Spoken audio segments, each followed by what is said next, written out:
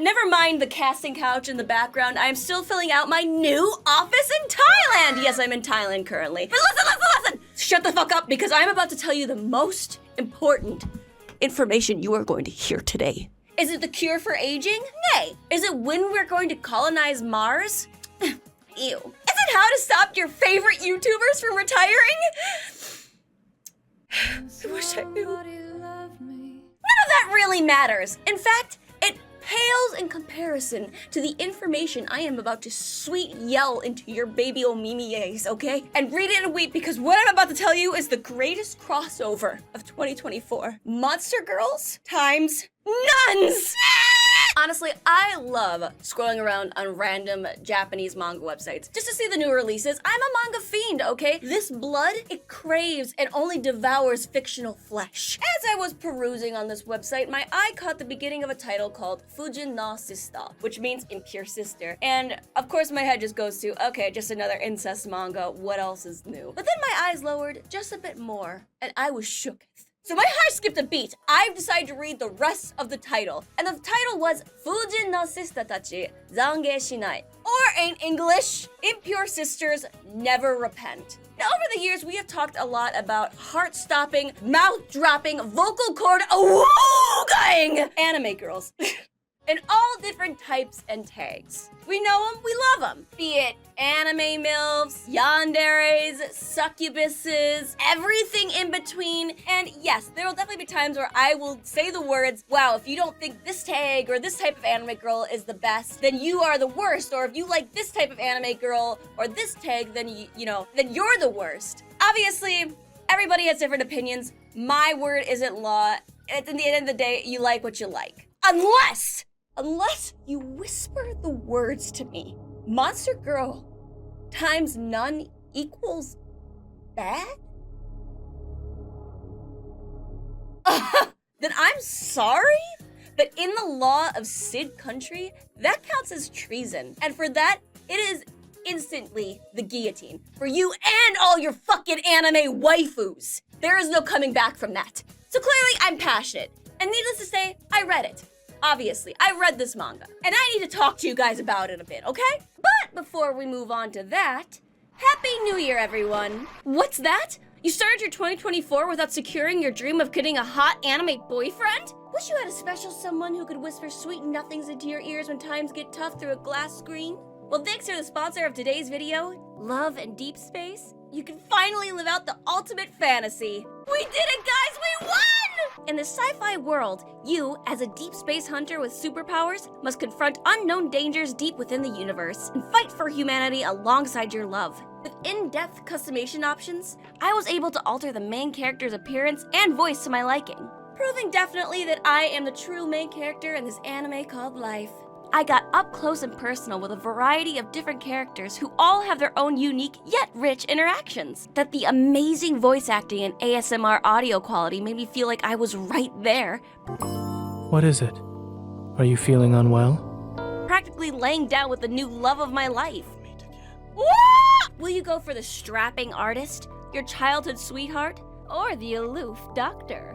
Oh, and don't forget to try out the tons of mini-games Deep Space has to offer, from selfie simulators to board games and claw machines. Click the link in my description below and download Love and Deep Space. New players can get 100 polls and a 5-star card for free right now. Start playing so you don't ever have to be lonely again. Thank you again to Love and Deep Space, and now back to the video. Now the manga starts off with a very fresh premise, where we see a fantasy world where a couple hundred years prior, it was rescued from the Demon King by the hero named Takafumi. Now, Takafumi, for rescuing everybody, has now evolved into being seen as this world's god, a god that deserves worship. So churches were erected in order to do so. Our main male lead, Scott, is a brand new priest. Now, Scott, before becoming a priest, was kind of an asshole. He would scam people, he'd start fights, he lived a very debaucherous lifestyle, but through a set of circumstances, found the path of Takafumi and decided to live a more pure lifestyle. However, after finally finishing his priest training, he was sent to a church in the middle of nowhere that only had 3 sisters. And not just any 3 sisters, but the reject sisters. Sisters that were sent to this church because they were causing too much mischief in their previous other churches. We have Sister Calm, for instance, who is a succubus that ended up getting kicked out of her church because after living her life so long, ignoring the urges of her succubusness, kinda gave into them in the end and caused a massive orgy in her church. Jesus. Then we have Blumera, who is a human, but also just a complete compulsive liar. In her past church, they had a priest that recently joined, and they only talked once. The conversation was like a millisecond. She ended up telling all of the other sisters in the church that her and the priest have an adult relationship. Now, this priest almost had his life ruined because Blumera has a very young look to her, and everyone was like, whoa, this guy's a creep. However, people started to realize that Blumera was lying, and they kicked her out. And lastly, we have Med, an orc girl who was she's just a drunk. Oh shit, she likes drinking? Guys, it's me! Now, the sisters don't really take their duties too seriously and still are very wee little troublemakers, which doesn't bode well for the newly reformed Scott. Not only does he have to learn to deal with these debaucherous and weird sisters, but he also finds that because of the sisters and how they are, the villagers don't want to come to the church, and because the villagers aren't coming to their church, the church doesn't have any money. Now, it's up to Scott to figure out how to save this church, as well as how to put up with the sisters. And it's the antics that the sisters pull that make up the entire comedy that is this manga. Because this manga is a thorough comedy. They are unhinged. Literally, first few pages, you see Med just violating a goblin that snuck into the church. And she's like violating this goblin to like tease the other girls. Oh, look at this little goblin dick, ooh. And then after that, she ends up just throwing up all over on this goblin because she got too drunk. We also got some meta in our comedy as well, because once Scott arrives, the girls are initially like, oh my gosh, we're gonna be living alone with this guy, I'm so uncomfortable. Then Blumera's just like, oh guys, why do you have to be uncomfortable? Scott's a priest, so that means he likes little boys. Bitch, did you really have to do him like that? But one of the funniest scenes for me was near the end of the first chapter, when the girls are kind of like teasing Scott, kind of giving a little too much sexual harassment, let's be honest. Then he ends up getting a little hard. His penis gets hard. And then we see a very comically large pee-pee.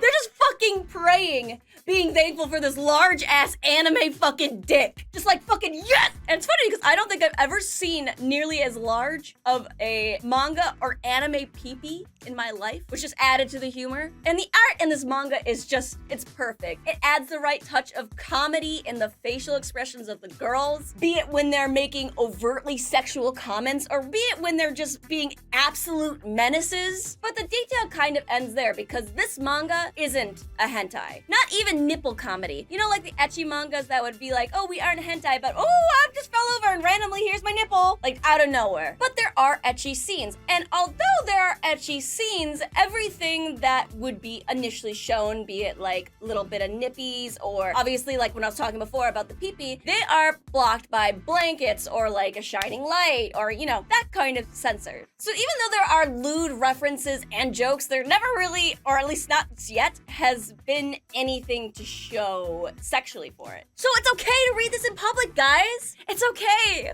We're free now. Actually, wait. There's still ecchi. Like in the beginning of the second chapter, we see Calm's side boob when she's wearing her succubus outfit. And Jesus Christ, looking at it, my shoulders and lower back are just aching. Those puppies are hanging on for dear life. When I first saw that, I could not look away. I swear to you. Now, one of the tags for this manga is harem. And so although this is more of a slapstick comedy, I would not be surprised if later on they add more of a genuine romance to it. You know, more like deeper, ooh, oh my God, I'm falling in love with Scott. Can you guys believe it? Instead of like, oh, here, you know, just touch my little boobie on accident while you're sleeping. That's so crazy. Who does that? That's unheard of. Which is essentially what it is now. And I guess what we're going to have to deal with until maybe they do actually do a deeper romance. For now, it is just a slapstick comedy that we're all loving. We're all deep devouring. The difference in Monster Girls adding their Monster Girl-like quirks adds a little bit of tang to the oversaturated harem market. Like seriously, if there's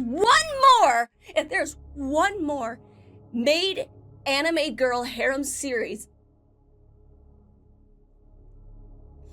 It has been overdone since 2001. But there is a downside, and that downside is it just came out. The manga got released at the end of 2023, so right now there's only 2 chapters out, which is why I haven't been able to go too much deeper into any of the other details, like maybe more about like the characters. What is out is really, really good. There's definitely enough to glean off of it, especially with the comedy alone. The manga author Pororoka is still fairly new to making manga. They made one previous work. I can't really predict where this manga is going to go. Like, how absurd are we talking, Pororoka? Usually you could tell from a manga author and their previous works where we're gonna go, what kind of like wavelength are we riding on, you know, tell me the future, baby daddy. But no, not for Pororoka, and I'm excited, I am here for it. I need to see just how far we are going to see these characters go. And one of the things I can appreciate the most about this manga is that the girls in it aren't like, ooh, I'm a monster girl, ooh, I'm so hot and sexy,